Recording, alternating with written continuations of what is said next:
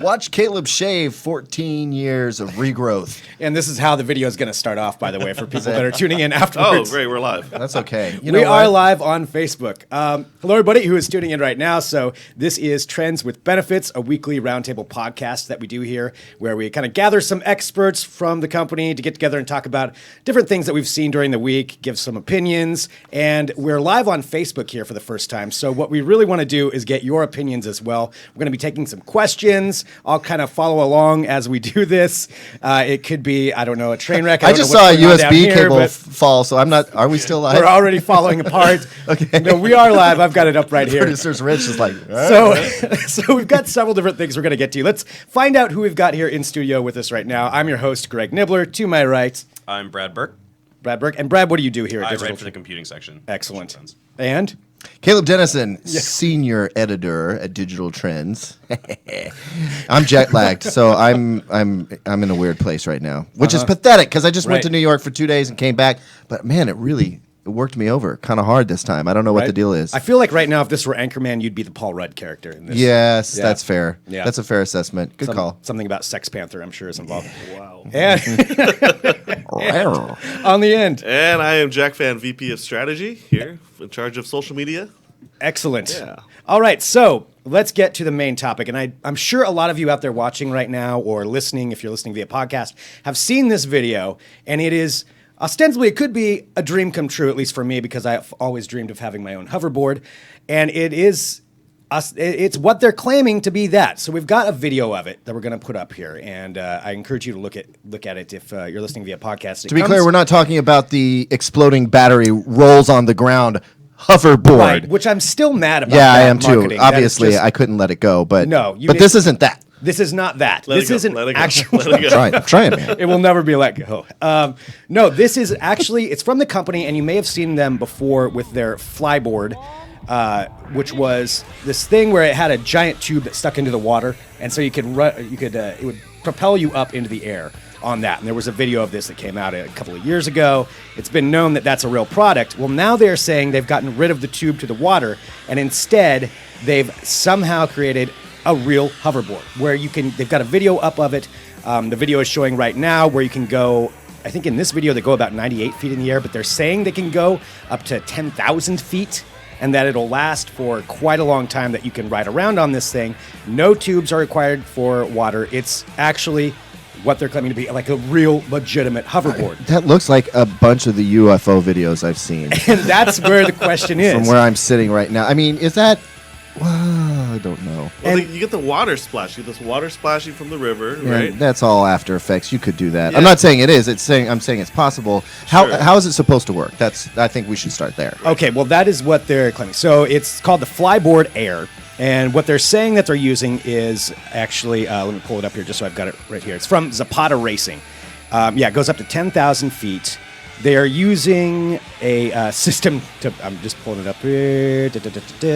It pulses air through it instead. So it's kind of like an integrated turbine engine that they have come up with. Some proprietary information. And it's battery powered. They're not giving you all the details on it. Yes, and it'll last for, I think about a half hour is what it'll last for.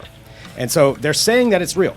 They put out this video. A lot of people already claimed that it was fake, and that's the big question: is this an actual product? People disputed it. They put out another video, but still, and as Rich here, who's running the show, pointed out, they never really show it taking off. They show him getting ready for it. They show him setting up, and then next clip just cut away to him flying around. Could be held up by strings. Conspiracy theorists are coming in about it and claiming that that's what's going on. What do you guys think? That's what I want to know. Well, I think Jack thinks it's legit. I do think it's legit. Yeah. I mean, they've done a good job, or either it's legit or they've done a good job of making the water splash. They have the hot air coming out from the bottom that you can see it blur in certain parts of the video. The beginning of the video, if you watch it, the three guys standing around, a little bit it's like kind of a joke. But as you get into it, I'm like, this looks pretty legit. Yeah. So people here in the chat are saying the physics is surprising. I need to see it in reality. And it's not going to be obviously available for the public right now. They're saying this is just their beta project, that they're going to be testing it throughout 2016 and then maybe have it out next year. They also say they've been working on it for 4 years. I agree with the commenters who said, this seems to twist what we know about what we can do to bend the laws of physics. Because, the power source necessary to drive even mini turbine engines strong enough to lift let's say optimistic the dude is down the flyboy is around 120 pounds. Please don't tell me they call themselves the Fly Guys. I don't think they have a name for them yet. Okay, good. Let's not go there. But what I'm saying is, we have trouble. I'm just trying to reconcile the amount of power necessary to generate that amount of thrust with what we know to be available today. Well, and battery life. And that's what I'm 30 saying. minutes of battery life. That's a long time. And I may have been wrong about that. So they're saying right? 10 minutes at least at 90 miles per hour is what they're capable of going on this thing. Which you wouldn't even be able to stay on it at 90 miles an hour. That part I definitely Just a disagree board with. dragging you around by your feet, shooting across a lake somewhere. That is a Wile E. Coyote cartoon I've seen one too many times. But you're right. The battery life versus the power generated necessary to create this amount of thrust. I am no physicist, believe me. But I have trouble believing. And here's the other thing. Like, we got all excited about Bro making that octocopter. Getting that many, now those aren't turbines, but they are, chopper blades. And I imagine you don't have to apply as much force in order to get them turning at a high rate of speed. It took 8 of those blades and a whole lot more power to get a guy up in the air. How are these guys doing this? Yeah, and that is the question. The thing is, I think everybody's really skeptical about any of these videos right now because we also had the Gil scuba set where you could go underwater without an air tank, supposedly for like 40 minutes, but they only show about 10 seconds and it's all cut through. So that one I think has kind of been disproven. This one though, I don't know. These guys, the other thing that they did come up with, the one that connected to the water, did work. That was a real product. Right. I believe that. But this is, you're a no. You're saying no. I'll believe it when I see it in person. Okay. Yeah, I would need another video. I would need additional evidence on top of this to make me believe that it's a possibility. And the thing is, look, we have brilliant minds at places like MIT, and Right. And those guys are jonesing just as hardcore as we are for a real hoverboard. We've all saw frickin' Back to the Future. Yeah. Ever since then, we want one. And they haven't come up with one, and I don't think it's because they're too busy building robots. Like, I believe that they would find a way. You know what I mean? They would do this on their off time. So anyway, if these guys have figured out something that nobody else has to date, and they're making it work, such a compact form factor, wow, good job. They deserve some amazing recognition. But they're killing themselves. If this turns out to be a well-executed hoax, nobody is going to want to hear from these guys ever again. Their internet presence, their viral ability, gone forever. Well, that's my point. Is they actually have real products, and so if they're out there, they're touting these other products that shoots water, they can ride around in the water and hover in that sense. Right. Why would you go to this extent to hurt your own brand, your own self? And that's why. And looking at it, I give people benefit of the doubt. It looks good. I'll look at things. The gills, definitely, I didn't. There was too many cuts. This was pretty good. They did a pretty good job of staying continuous throughout the video. So I'll give them the benefit of the doubt. It looks like more of a reality than the coolest cooler at this point. I gotta say that. Had to get that dig in there. Yeah. Oh yeah. You know what? God love them. Are you guys familiar with this coolest cooler situation? So yeah, let's just get into that for a second because I thought about bringing that up too. Speaking of let's pivot. Possible hoaxes. So the coolest cooler, which is actually based here out of Portland, Oregon. Yeah, the guy who came up with that. You may have seen the advertisements for this. They started coming out, I don't know, a year and a half ago that he started promoting this, where it was a cooler that had everything you would ever need. It was like a blender and had a power source, a Bluetooth speaker, LED lights, a divider that you could use as a cutting board, places to stow hidden utensils and plates. Phone charger. Exactly. Yeah. It had a battery, so anything that you could power with a battery. It was available. And we saw the prototype. He made he went through several different iterations. We saw the prototype, and we even provided some feedback on, hey, tweak the Right. speaker here, there, and we met with the guy. Ryan Grepper, I think it is, came out to our offices. We also went and visited him, shot this video out in the park with him because he happened to be here in Portland, and some of us knew of him. And he definitely tried to put together a killer product. And what I believe what happened, because I've been involved in Chinese manufacturing to some degree. I think that what happened was, when it got to the production of this thing, ironing out the kinks, finding out that corners were cut on the production, and then having to get those redone, arguing back and forth with the manufacturing people when there's a huge language barrier there, them trying to get one over on him, and then holding the product hostage. I would believe that they could be holding shipments hostage, pending him paying what they think they are owed. So they may be going, hey, listen, you owe us this amount of money. And he's going, no, I don't. That wasn't the deal. If it's being held hostage and he doesn't have any other choice, that could be the position that he's put in. But here's the thing, though. Because he asked for quite a bit of money for people, and it was $13 million that he got in his initial campaign in 2014, according to this. And now, he's coming back and asking people for $97 more to get their cooler, even though they've been waiting for all these years. There's still no real date on when you're going to get it. Yeah, the shipments are on ice for now. Yeah. Isn't the $97 though? Didn't he say that's expedited delivery? So it's like you could continue to wait without paying the extra $97. Maybe that's it. Well, and the other thing is that people do have these. You can go on Amazon and buy it, and have it this weekend. It's up there for $2 shipping, and apparently the reviews are not that great. People are saying that the thing is really, really heavy and unwieldy to roll around, and that there are issues with it, with the final product, besides just that he didn't charge people enough from the get-go. Well, and I'm not how do you quantify that? How do you say you didn't charge enough? Like, maybe he didn't anticipate the costs. Maybe he ran into, like I said, these crazy production things. I know it sounds like I'm rushing to the guy's defense. I'm just saying there is a side of this that we should not have looked at. But here's the problem with doing a Kickstarter, right? It isn't like once he finally ships these products, he recoups losses, right? He gets profit. No, the money is already spent.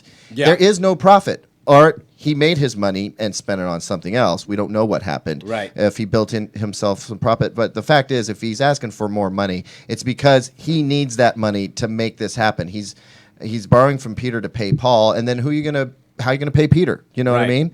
Like it's just an ugly situation, and it's unfortunate when you are the second biggest Kickstarter success story that if you can't deliver, man, the internet is gonna rain down on your parade. That's my new word for shit. That's okay. Good. I'm glad you subbed that in there. There'll be no need for editing after that. But that's the thing with all these Kickstarter campaigns, though. It's getting to the point where I need to see something really concrete before I'm going to put any money down on a product. Well, with any business, these guys are coming out with products, right? They have these prototype, these products. At the end of the day, you still got to execute on the business model and business plan. So they raise all this money, go out and get this marketing people, get all these other people to try to support the business around them. And then there's the manufacturing. So a lot of the costs sometimes, $13 million raised is all towards manufacturing, and then they have to factor in all these other factors of actually running a business with people. And then all of a sudden, wait, that's going to be more than $13 million. And oh, wow, the cost of this, we didn't factor in this or that. It becomes complicated. I'm curious if anybody watching via Facebook, too, if you happen to be one of the people who backed one of these things, because it was 36,000 people that did. So chances are one of you may be watching. I'm curious what you think about that, if you're going to plunk down another $97 to wait for maybe someday you'll get this cooler, which a cooler's not worth this much for me anyway. You can already bring a battery with you and play all these other things, or do all these other things that you want to do with it. But it is out there right now. So let's go on to a different topic here. And Caleb, I think this is the second week in a row where you just got back from New York to go see a television. Man. And I'm probably going to have to go back again soon. Who knows? Oh, the burden. Yeah, all the cool stuff happens in New York. Us West Coasters don't get the fancy events that they throw out there. So, I fly out to New York, and Rich came with me on this particular one, because we want to really get excellent video of this product. It might be a while before we actually have it in-house. We have to go back to CES, where Samsung unleashed its all-new TV line. And for anybody who is kind of like a videophile, or maybe just a TV, enthusiast, might have been surprised to find out that their top TV was didn't have all the top tier technology in it. It was missing specifically full array local dimming, which basically What gives is that? It means that you have lights behind the LCD screen, like all over the place, like a grid or a matrix of them. Okay. Other TVs, the ones that are super, super slim, they just have them at the edges or maybe down along the bottom. And they Okay. basically use like a reflective surface to kind of spread that light around. But the really good ones have a full matrix of these LEDs behind it, and they can control the brightening and the darkening of them, right? So Wow. instead of having one light source that you kind of have to wrestle into submission, you have more control. And the result is you have much better black levels and bigger contrast, which when you look at a picture and you're like, dang, that looks good, that's what's really going on. It's not just the color, but it's the darkness and the brightness springing off each other. That's what makes it leap off the screen. So to cut back to Samsung, their top tier TV did not have this. And like anybody, serious about making a flagship, like, hey, this is our best product, we have the best picture quality ever, they have to do this. And they didn't. Well, for whatever reason, they held it out until just a couple days ago, and they announced their new flagship TV. The 65-inch, and that's the smallest version you can get. I don't even want to know how much that's going to cost. $4,500, which is exactly what the equivalent TV was from last year. So it didn't drop in price. It increased in quality, and the price stayed the same. And right now, you can get that same TV from last year for $3,300. So it'll come down. Eventually, it'll come down around $1,200. Hopefully, by around the holidays, we'll see. But man, what a knockout! It really does look good. It's got all the latest technology that we've heard about in prior years. Plus, they have this. The coolest thing about it, perhaps, is the fact that you can connect any device, right? So your cable box, your satellite box, Apple TV, Roku, you name it. Plug it in. It's automatically going to know what that thing is, and the remote controls it. Oh, wow. No more universal remotes, no more digging for remote codes, nothing. It talks over the HDMI cable, figures out what it is, and then as long as you're on that input, looking at that device, certain aspects of a really simple remote. It's almost like an Apple TV remote in some regards. With a couple extra buttons, it'll control that Roku, that Apple TV, or your cable box. And that includes your DVR, recording and stopping and all this other stuff. It's all on screen, So that was really cool. That's going to simplify installation for a lot of people. Just you manage to get that HDMI cord from point A to point B, and that's it. You're set. And then on top of that, they've changed the user interface. So you know how like you're constantly maybe bouncing between your cable box, you're watching a show on cable live TV, but then you go to Netflix, you're binging on House of Cards, but you need to check in on that sports score or whatever, and it's always like find the input button, scroll to the thing, go over there. Now you're watching it, then you go back to Netflix, then you have to restart the show. Right. None of that. It lines up your Netflix and your Hulu and your Amazon with your even individual stations. Like you can put ESPN right next to Netflix if you want to, and just have that screen like for whatever right you at want. the bottom. It's a little ribbon down at the bottom, and you can just switch back and forth between channels. And wherever you left off on Netflix, it instantly starts to show up again. No buffering, no nothing. It is a really smooth, slick experience. And we're always trying to juice up picture quality and make these TVs look cooler, but I think it's also just as important to make them easier to use and more fun to have because, look, I would give this TV to a not-so-tech-savvy grandma, and I probably wouldn't worry too much. In fact, I would say that it would be more likely that she'd be able to use all the awesome features of this TV than any other TV that we've had in the past. Wow.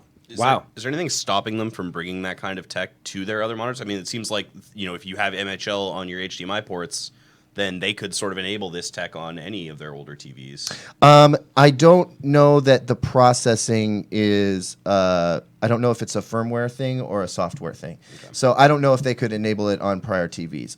Also, I think that they're not necessarily motivated to offer that to legacy televisions. Oh, no, of course not. Because they would want to buy it in. There are TVs with the Smart Evolution kit out there, which was basically a slot where you could just plug in new brains to the TV.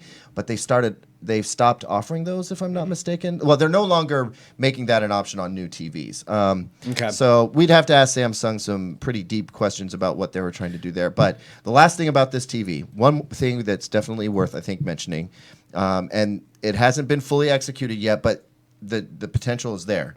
Are you familiar with Smart Things? That's Samsung bought Smart Things, and the cool thing about the Smart Things hub is that it takes a Yale lock and a Honeywell freaking thermostat, and you name it. Like all these disparate smart devices that don't work together naturally, it makes them work together. Like it gives you one seamless interface for controlling all the smart home stuff. All through the television. And now they're offering that they're going to make the television a hub, so it will actually do all the coordination for you. That's so pretty no more awesome. little white box that you have to plug into your router or anything like Yeah. that. You do it all through your TV. And let's face it, your TV is kind of the center of your universe a lot of times anyway. So you can see who's ringing the doorbell. It's Jack, and he's got that 6-pack of beer. You want to let that guy in, so you can let 6-pack. well, he's got And a if 12 he pack. doesn't, you know, he can just He's got a ignore 12 pack, yeah. and six of them are drinkable. But the rest, it's debatable.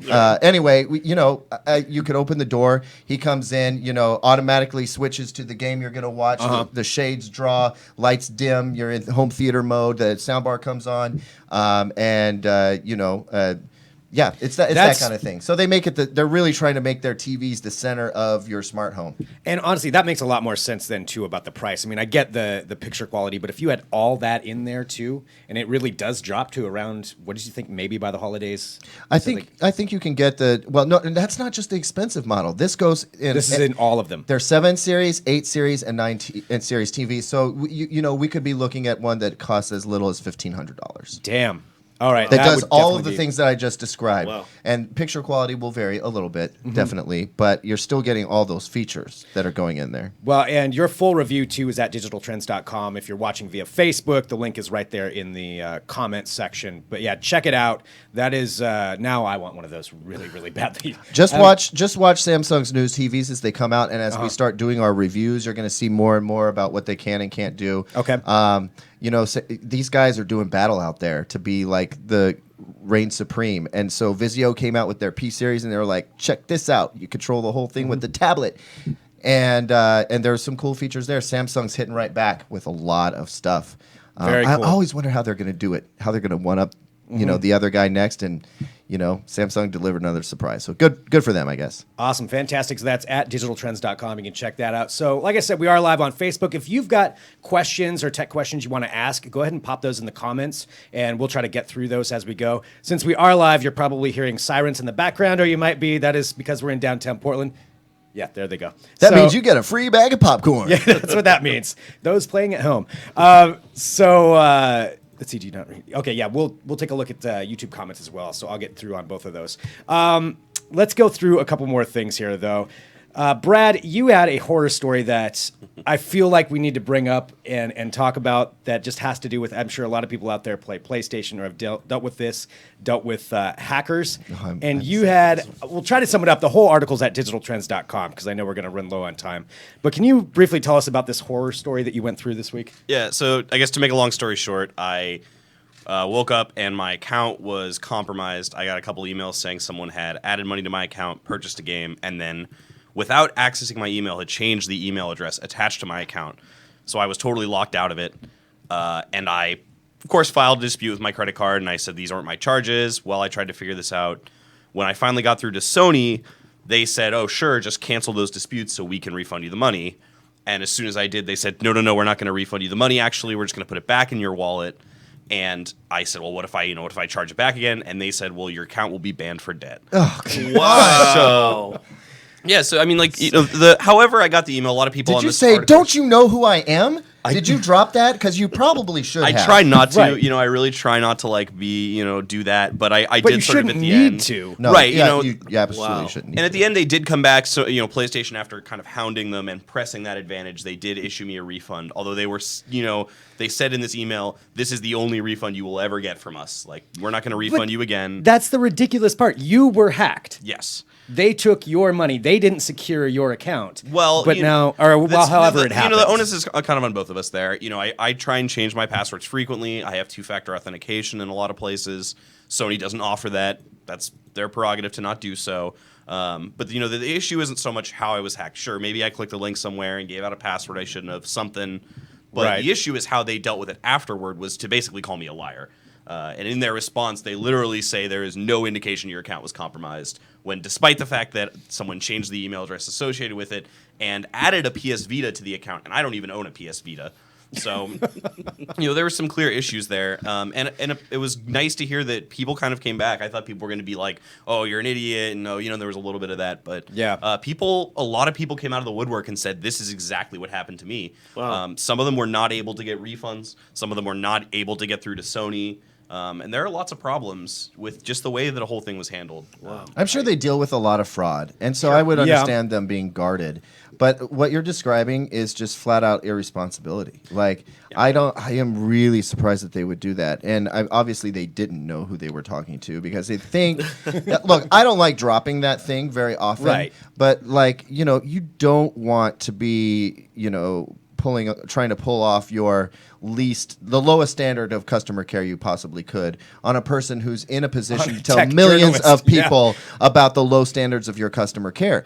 And I mean, frankly, at this point, I think we should turn around and write an article and ask them for comment on why it is that they are doing this. I think we need to put some spotlight on them and go, listen, we understand fraud's a problem, but you just treated one of our own like a second-class citizen, like a liar, and made them jump through all these hoops. Why? What's your reasoning for this? Are you really losing that much money? Because maybe you are. Maybe they are bleeding like millions of dollars through fraud. But that's when you attack the fraudsters, not the innocent guy, not the victim. Well, and especially, to say that they're losing money on fraud is kind of tough. Because in my case, they weren't losing any money by refunding me my money. That was money that over the next 3 years at least of having my console, I was going to spend at least that on new games, on my PlayStation Plus subscription that I'm just not going to do now. I'm not going to spend money through that PlayStation Store because of this. But there wasn't any loss to them to give me back my money.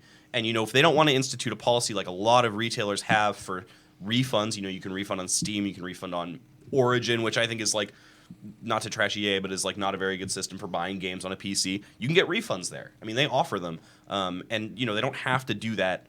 But it makes sense that they would at least, they're not losing money by helping customers. I know so many people on the fence between a PlayStation 4 and an Xbox One.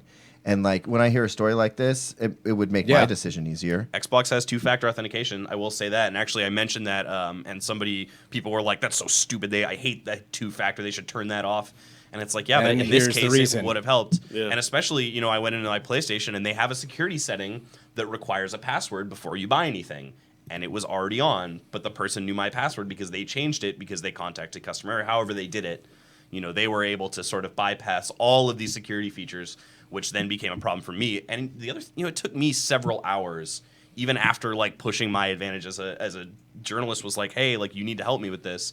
Even after all of that, they still were very reluctant to give me one. And it seems like if one of your customers is going to go to the trouble of faking an account intrusion, changing the email, finding a PS Vita somewhere to add it, just give them the refund. If they want the refund that bad, just give them a refund. You're not losing any money, and they're probably going to come back to your service and spend that money again. When it's not like you racked up $10,000, worth of charges or something like that. That's a reasonable hacked amount that somebody would think would happen. And it's not a physical product. That's the other thing. It's not like they have to now pay to restock that or anything. Somebody at customer service just flips a switch on my account that says, oh, he actually doesn't have that game anymore. The return process itself it couldn't be easier, and it is without loss for them. Well, the article too is at digitaltrends.com. Read that, comment on there if this has happened to you, because I guarantee you're not the only one. We know that this has happened to probably all kinds of people. And I actually did have one person email me that within an hour of my attack, they also had someone log in and buy the exact same thing on their account. Wow. So, what do they want with PS Vitas? It was actually, it's not the Vita. They bought credits for NBA 2K16.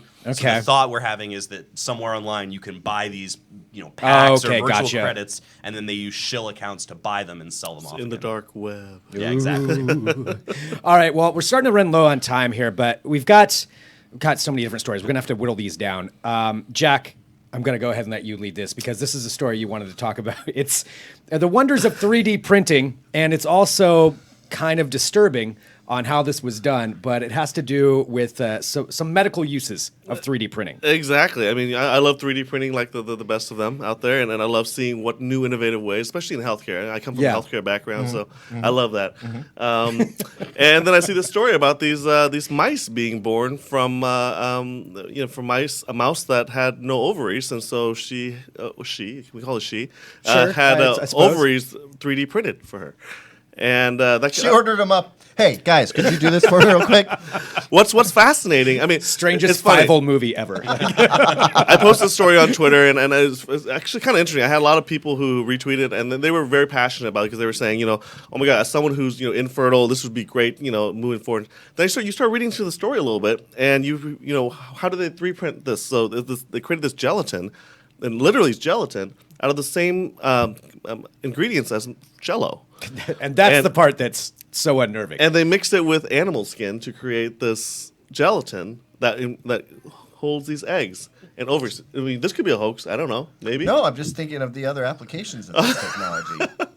Yeah, that is. I mean, it's from Northwestern University, so if it's a hoax, it's pretty bad. No, but it's pretty fascinating because it does bring a lot of hope to a lot of people who have these issues. But they're testing obviously in mice. But the fact that they were successful and gave birth to 3 mice from 3D printed ovaries is just fascinating. I love technology when it comes to stuff like that. Well, everybody loves Jell-O too. That's the one part. I mean, yeah, you are right. Like this technology that could revolutionize things for a lot of people, improve their lives. Jell-O though, I don't know if I'll ever be able to eat Jell-O again after knowing this. And I actually like Jell-O, but now it would be great if Jell-O. All I'm thinking of is someone come up with mouse ovaries. Something that we can actually pour gelatin to look like mice or something. That'd be great. We can have a Jell-O party. So that's one of the stories at digitaltrends.com. That's on Halloween. Last story that we'll do here, and then we're going to have to go ahead and close it out. Just a reminder to everybody, too, you can always send in questions to podcast@digitaltrends.com. This is a story that seems like it's born out of my nightmares, and it has to do with a brand new way to also control the animal world. It's remote-controlled bugs. Remote-controlled bugs. What they have done, and this is, I believe, from UC Berkeley, is it's Berkeley that has come up with this. Yeah, they're cyborg beetles. They have found out a way to attach a chip to a beetle, put electrodes into its legs, and they can control where it goes through stimulation through the electrode, I guess, and they can remotely control this cyborg beetle. That is a nightmare. I hate bugs more than anything on this earth. Like for Indiana Jones, it's snakes. For me, it's bugs. Like that would never work for me. But the idea that you can actually control something like that, what you could utilize that for, is crazy. I mean, it could be good things. It's pretty crazy because they have the ability because these beetles are so light that this technology applies. But let's say I put a limb attachment on here and I decide I'm going to do this to Caleb whenever control a Caleb. I feel like it. Just kind of do this constantly, I feel like that already happens without the cyborg technology. But no, I get what you're saying. You could do bad things or good things with this. With great power comes great responsibility. But you could definitely send these bugs into places that people couldn't go. Right. Out them with little cameras, rescue operations at earthquake disaster zones. Like I'm sure they have honest intentions, but. But, Conspiracy Dan, when he hears this, I'm sure he'll come up with a laundry list of 20 different things. What if they create an army of these beetles? See, it turns you into an evil Ant-Man, where basically, you're controlling all of these things, and then they send them into my house, and I have nightmares, and that's where that goes. What do you want to be done with these, Brad? I think the search and rescue is pretty interesting, although I have this, odd image in my head of them just the way they find people is the bug comes in and it gets smashed and they're like, oh, it got smashed here, there must be someone there to smash it. I feel like there's a movie about this out there somewhere. Oh. I'm pretty sure that something like one of those comic book guys, maybe Transformers 2. I don't know. Yeah, it's probably it. Also, maybe there's more than one. Imagine that. Copyright Cyborg Caleb. I, for one, welcome our new robot over. Thank you. Once again, this is Brad what I was instantly waiting gives for. in. We all know who's going to go to the robot side when that happens. All right, on the record. Thank you so much, everybody, for tuning in today. This is awesome. We do this show every week at 2:30 p.m. right here at Digital Trends. You can watch on Facebook, watch on YouTube, follow the podcast. You can subscribe on iTunes for that. We've got another show that we do tomorrow called Between the Streams. That's about entertainment and television, and that's at 2 p.m. Pacific time right here at the same place. Thank you so much, everybody. We'll be back next week with another episode. I'll bring the Jell-O. Oh, God, I'll never eat Jell-O. That's...